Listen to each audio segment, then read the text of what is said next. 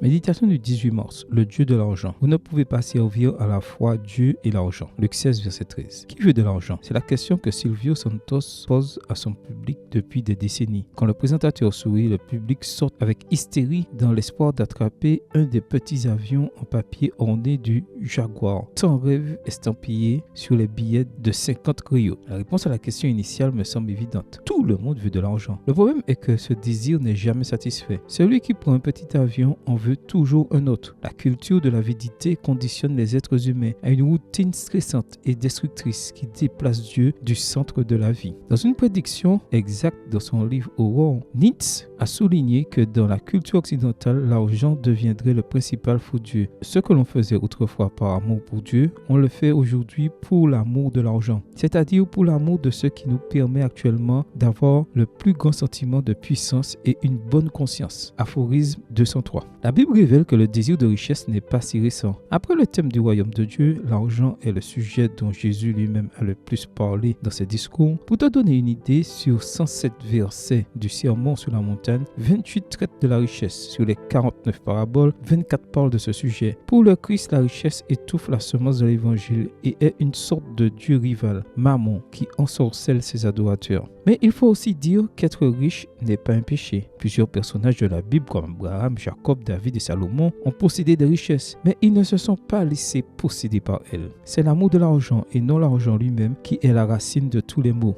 Voir 1 Timothée 6, verset 10. Le problème est que ce faux Dieu a la capacité de se camoufler sous les couvertures de notre âme. Comme le dit Timothy Keller, la cupidité se cache de sa victime. C'est pourquoi nous devons demander à Dieu d'arracher cette mauvaise herbe de nos cœurs et d'y planter la maîtrise de soi et l'amour désintéressé. Peu importe que tu aies beaucoup ou peu d'argent. Attention à ne pas faire d'un bout de papier le centre de ta vie. Souviens-toi que les avions s'envolent et que les jaguars ont tendance à dévorer leurs victimes. Amen. Bonne journée à toi et que le Seigneur te bénisse.